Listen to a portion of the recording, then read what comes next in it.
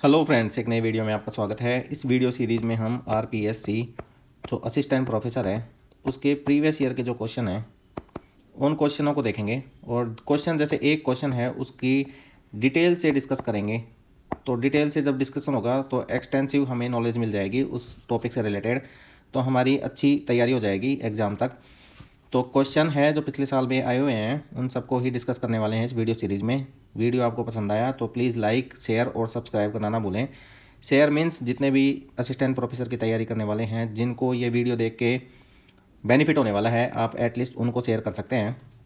तो चलो वीडियो शुरू करते हैं। जैसा कि हमें पता है वर्ल्ड वॉर फर्स्ट हुआ था 1914 से 1918 के बीच में। तो उसमें देखिए यहाँ पे एक सेंट्रल पावर थी, एक थी अलाइड पावर।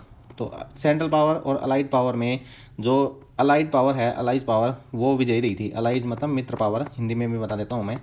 वो लोग विजय हुए थे। तो उन्होंने फिर जो सेंट्रल पावर हैं, केंद्रीय शक्ति, उन पे केंद्रीय जो गठबंधन है उन पे कुछ ट्रीटीज इम्पोज की थी।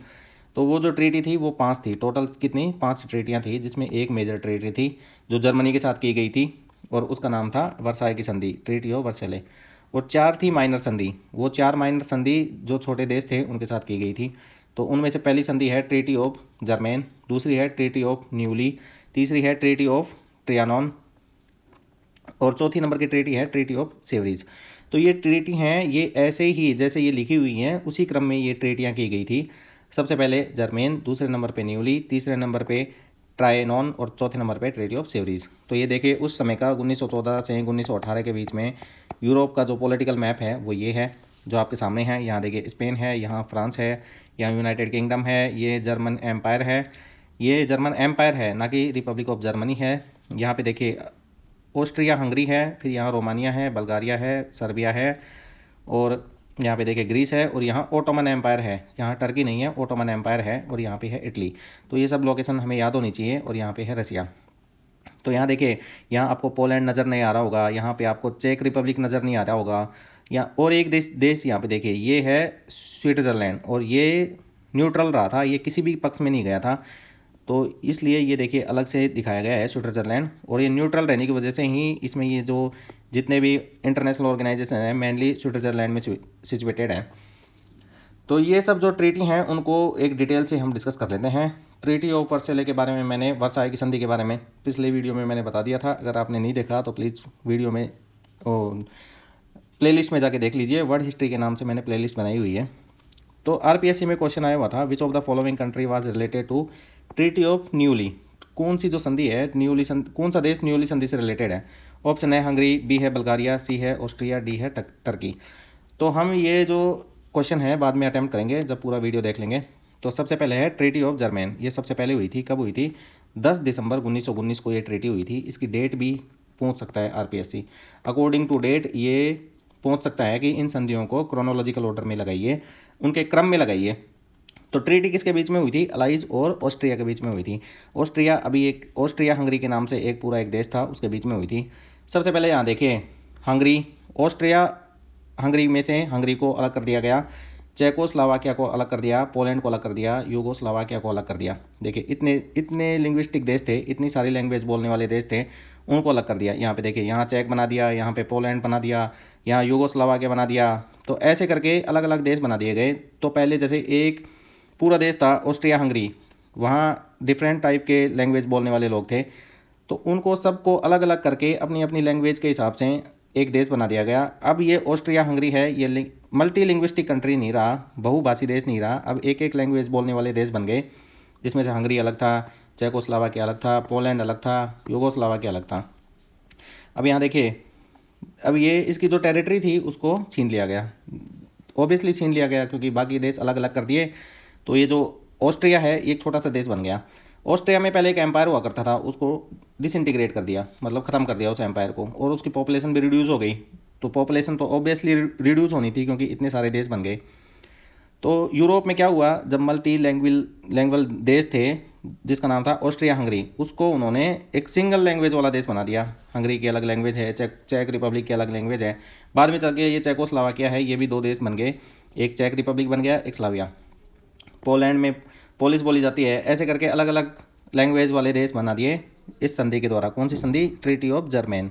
किसके बीच हुई थी? अलाइज और ऑस्ट्रिया के बीच में। और कब हुई थी? 10 दिसंबर 1919 को। ये डेट याद रखने की है, बहुत इंपॉर्टेंट है। आरपीएससी ऐसी डेट पहुँचता है। तो पहली ट्रीटी हमने देख ली, ट्रीटी ऑफ जर्मेन। दूसरी ट्रीटी है ट्रीटी ऑफ नियोली।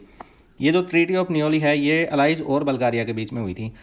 अब ये बल्गारिया जो देश है, यहाँ पे देखते हैं, यहाँ पे ये यहाँ है, देखिए बल्गारिया, ये है बल्गारिया। इसके बीच में हुई थी ट्रीटी ऑफ नियोली। जो इसके प्रोविज़न क्या क्या हैं, इसके देखिए कोस्ट पार्ट हैं वो दे दिए गए ग्रीस को। ये देखिए ये है बल्गारिया का कोस्टल पार्ट, ये दे दिया गया ग्रीस को, इस वाले कंट्री को दे दिया गया। स्ट्रेटजिकली इंपॉर्टेंट एरिया ये दे दिया यूगोस्लोवाकिया को। यहाँ देखिए ये वाले पार्ट देख रहे होंगे आप, ये वाले वेस्टर्न साइड में ये दे दिए गए यूगोस्लोवाकिया को। बल्गारिया की मिलिट्री है उसको रिड्यूस कर दी गई और बल्गारिया पे $50 मिलियन का वॉर इंडेमनिटी, युद्ध में हर जाना, ये वाला कितना $50 मिलियन का इस पर लगा दिया गया। तो ये सारे प्रोविज़न थे जो ट्रीटी ऑफ न्यूली को की गई थी। कब हुई ये ट्रीटी? ये नवंबर 27, 1919 को हुई थी। तो क्रोनोलॉजी सेकंड नंबर पे आती है treaty of newly. Third number पे आती है ट्रीटी ऑफ ट्रायनॉन। ये किसके बीच में हुई? अलाइज और हंगरी के बीच में हुई। और ये कब हुई? 4 जून 1920 को हुई। 2 ट्रीटी 1919 को हुई हैं, 2 ट्रीटी 1920 को हुई हैं। तो पहली जिसमें से है ट्रायोनॉन। तो यहाँ पे देखिए जो हंगरी के साथ ऑस्ट्रिया हंगरी को पहले तोड़ा गया, फिर उसके बाद जो हंगरी बना उसको भी उन्होंने कितने पार्टों में तोड़ दिया, यहाँ देखते हैं। सबसे पहले तो इसकी साइज़ और पॉपुलेशन को रिड्यूस कर दिया। ऑब्वियसली जब टूटेगा तो साइज़ और पॉपुलेशन दोनों रिड्यूस हो जाएंगी। फिर उसके बाद देखिए यहाँ पे ये जो एरिया था ट्रांसिल्वानिया, ये दे दिया गया रोमानिया को। पहले पॉलिटिकल मैप देखते हैं। यहाँ पे देखिए ये है रोमानिया, यहाँ पे है रोमानिया। तो ये जो यहाँ पे देखते हैं ये है ट्रांसिल्वानिया, ये दे दिया गया रोमानिया को। फिर दूसरा है क्रोएशिया,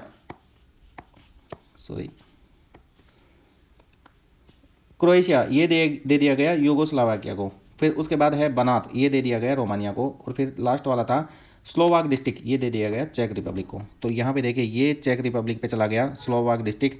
फिर उसके बाद ये है ट्रांसिल्वानिया, ये दे दिया गया रोमानिया को। फिर अगला कौन सा है? ये एक बनात डिस्ट्रिक्ट है, ये भी दे दिया गया रोमानिया को। तो इतने सारे एरिया थे ये हंगरी से डिसइंटीग्रेट हो गए। तो इसी को बोलते हैं डेथ ऑफ हंगरी। यहाँ पे हंगरी है उसका बिल्कुल तहस नहस कर दिया उसके पॉलिटिकल मैप को। फिर अगला है ट्रीटी ऑफ सिवरीज। ट्रीटी ऑफ सिवरीज 2 पार्टों में होती है। पहला जो पार्ट था, सबसे पहले ट्रीटी 2 पार्टों में नहीं होती, टर्की के साथ ट्रीटी 2 बार होती है। तो पहली थी ट्रीटी ऑफ सिवरीज, ये हुई थी अगस्त 1920 में। तो उसमें क्या किया गया? उसमें बस इतना किया गया कि जो टर्की जो एम्पायर था उसका नाम छीन लिया गया, मतलब उसको डिसमेंटल कर दिया गया जो टर्की एम्पायर था उसको। फिर उसके बाद टर्की जब एम्पायर डिसमेंटल हो गया तो टर्की बन गया रिपब्लिक ऑफ टर्की। तो जब टर्की बना रिपब्लिक ऑफ टर्की तो उसके साथ सेकंड ट्रीटी की गई और वो की गई 1923 में। और वो जगह कौन सी थी? वो जगह थी लोसानी। तो ट्रीटी के क्या क्या प्रोविज़न थे? ये प्रोविज़न थे Turkey was renounce her claim to the Arab land, मतलब टर्की को अपना क्लेम छोड़ना पड़ा कि वो अरब का लैंड है और अरब की जितनी भी लैंड है उस पर टर्की ने अपना क्लेम हटा लिया। तो ये पहला प्रोविज़न था। लेकिन टर्की को कुछ छूट भी दी गई। क्या थी छूट? कि टर्की को कोई वार क्षति का हर्जाना नहीं देना पड़ेगा और टर्की अपनी मिलिट्री रख सकती है। उसको बंद नहीं किया गया टर्की को कि आप अपनी मिलिट्री नहीं रख सकते, टर्की अपनी मिलिट्री रख सकती थी। तो यहाँ पे देखिए 4 संधि हैं जो माइनर संधि हैं। पहली है ट्रीटी ऑफ जर्मन, पहली संधि है ट्रीटी ऑफ जर्मन। वो कब हुई थी? वो हुई थी सितंबर 10, 1919। फिर उसके बाद हुई ट्रीटी ऑफ न्योली, ये कब हुई थी? नवंबर 27, 1919। यहाँ सितंबर के बाद केवल 2 महीने के बाद ये ट्रीटी हो गई थी। ये सितंबर 10 में हुई थी और ये हुई थी नवंबर 27, 1919। फिर उसके बाद जो तीसरी ट्रीटी हुई है वो ट्रीटी ऑफ ट्रायनॉन, ये कब हुई? ट्रीटी ऑफ ट्रायनॉन हुई 4 जून 1920 को। और फिर ट्रीटी ऑफ सिवरीज, ये कब हुई? ये हुई अगस्त 1920 को। तो ये 4 ट्रीटियाँ थी जो माइनर ट्रीटी थी। और अब देख लेते हैं जो क्वेश्चन जो आरपीएससी ने पूछा था। क्वेश्चन था which of the following country was related to treaty of Neuilly. तो यहाँ जो ट्रीटी ऑफ न्योली है वो बल्गारिया के साथ हुई थी। बल्गारिया के जो लैंड मास हैं उसको डिसइंटीग्रेट कर दिया गया था बल्गारिया से, उसके एरिया उसकी पॉपुलेशन को भी कम कर दिया गया था और वार इंडेमनिटी लगा दी गई थी उस पर। तो ये ट्रीटी किसके साथ हुई थी? ये ट्रीटी हुई थी बल्गारिया के साथ। ऑप्शन ये B is the right answer. तो अब क्वेश्चन आता है ट्रीटी ऑफ हंगरी, ये किस देश के साथ हुई थी?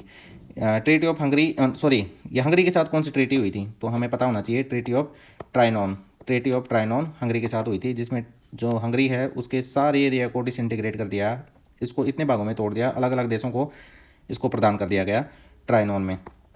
फिर उसके बाद देखें यहाँ पे ऑस्ट्रिया के साथ कौन सी ट्रीटी हुई? तो ट्रीटी ऑफ जर्मैन हुई थी ऑस्ट्रिया के साथ। और फिर उसके बाद यहाँ पे टर्की के साथ कौन सी ट्रीटी हुई थी? तो ट्रीटी ऑफ सेवरेज हुई थी टर्की के साथ। तो ऐसे हम रिलेट कर सकते हैं। अगर हमें चारों ट्रीटी आती हैं तो हम चारों ऑप्शन, ये सारे ऑप्शन ट्रीटी, ये सारे ऑप्शन जितनी भी कंट्रियाँ हैं, जितने भी ये ट्रीटी से रिलेटेड कंट्रियाँ थी, तो अगर हमें आता है तो हम इजी, ये वेरी इजी क्वेश्चन में हम इसको काउंट करेंगे। और अभी हमने चारों देशों के साथ जो माइनर ट्रीटी हुई है वो भी देख ली। तो ऐसे ही क्वेश्चन हम लाते रहेंगे। आरपीएससी का एग्ज़ाम आते आते हम सारे को जो क्वेश्चन हैं वो क्लियर कर लेंगे, प्लस एक्स्ट्रा जो क्वेश्चन है वो भी हम क्लियर करेंगे। तो एक अच्छी होलिस्टिक तैयारी हो जाएगी आपकी। अगर आपको वीडियो पसंद आया तो आप लाइक कीजिए, अगर आपको लगता है ये शेयर करने लायक है तो अपने दोस्तों के साथ शेयर कीजिए, जिससे उनको भी फ़ायदा हो सके। और चैनल को सब्सक्राइब करना ना भूलें। Thank you so much.